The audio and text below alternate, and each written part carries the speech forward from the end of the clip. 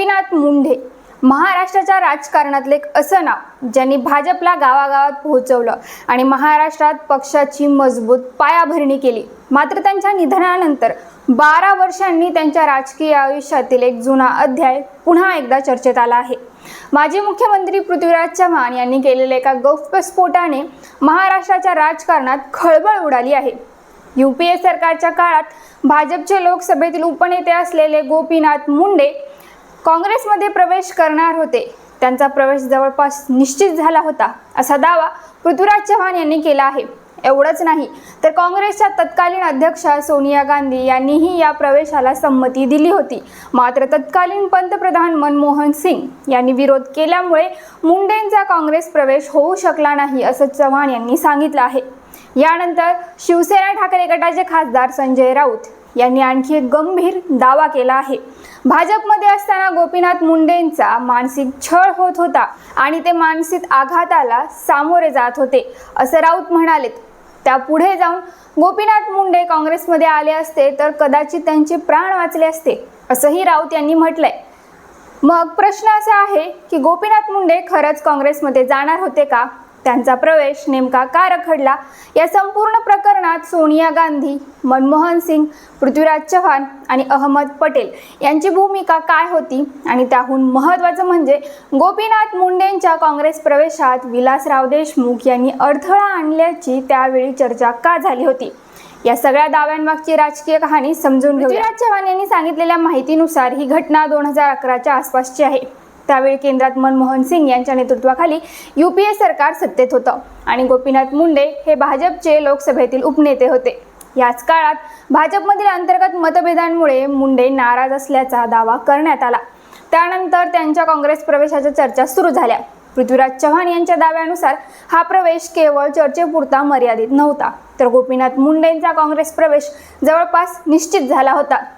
मात्र त्यांनी प्रवेशासाठी मंत्रिपद मिळण्याची अट घातली होती। चव्हाण यांनी आणखी एक महत्त्वाचा दावा केला आहे।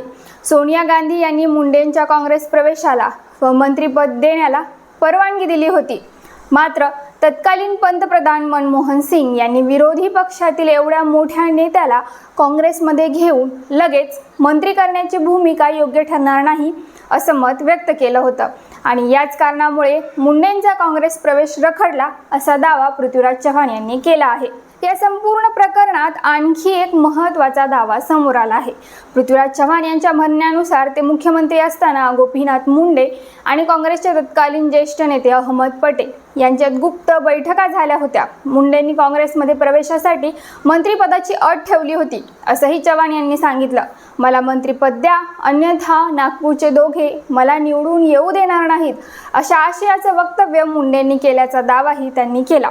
म्हणजेच जर चव्हाण यांनी सांगितलेली माहिती खरी मानली तर मुंडेंचा काँग्रेस प्रवेश हा अचानक झालेला राजकीय विचार नव्हता, तर त्यामागे वरिष्ठ पातळीवर चर्चा आणि वाटाघाटी झाल्या होत्या असं चित्र समोर येतं। गोपीनाथ मुंडे काँग्रेसमध्ये येणार असल्याच्या चर्चांमध्ये त्यावेळी आणखी एका नावाची चर्चा झाली होती।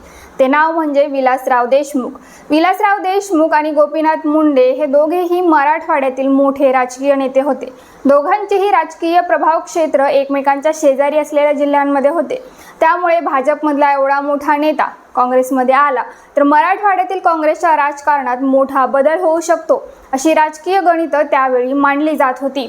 याच पार्श्वभूमीवर विलासराव देशमुख यांनी गोपीनाथ मुंडेंच्या काँग्रेस प्रवेशाला विरोध केला किंवा त्यात अडथळा आणला अशी चर्चा राजकीय वर्तुळात होती। मात्र हा दावा आज निश्चितपणे सिद्ध करणं कठीण आहे, कारण हे दोन्ही नेते आता हयात नाहीत, पण हीच वस्तुस्थिती होती असं म्हणू शकतो। या सगळ्या चर्चेला आता आणखी गंभीर वळण मिळालं आहे ते संजय राऊत यांच्या वक्तव्यामुळे।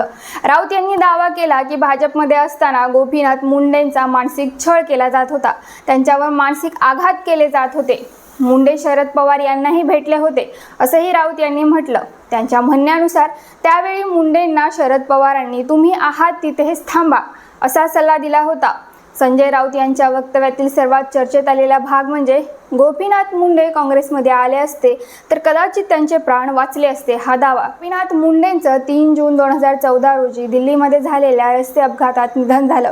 त्याआधी काही दिवसांपूर्वीच त्यांनी नरेंद्र मोदी यांच्या नेतृत्वाखालील केंद्र सरकारमध्ये केंद्रीय मंत्रिपदाची शपथ घेतली होती. त्यामुळे राऊत यांच्या या वक्तव्यामुळे त्यांच्या मृत्यूशी संबंधित जुन्या चर्चांनाही पुन्हा उजाळा मिळाला आहे. या संपूर्ण प्रकरणातील सर्वात मोठा विरोधाभास इथेच आहे. एकीकडे पृथ्वीराज चव्हाण गोपीनाथ मुंडेंचा काँग्रेस प्रवेश निश्चित झाल्याचा दावा करत आहेत. दुसरीकडे गोपीनाथ मुंडे यांनी स्वतःच्या राजकीय आयुष्यात काँग्रेस प्रवेशाच्या चर्चांना कधीही अधिकृत दुजोरा दिला नाही. 2014 मध्येही त्यांनी भाजपकडूनच लोकसभा निवडणूक लढवली. त्यानंतर केंद्रात नरेंद्र मोदी यांच्या नेतृत्वाखालील सरकारमध्ये त्यांना केंद्रीय मंत्रिपदही मिळालं.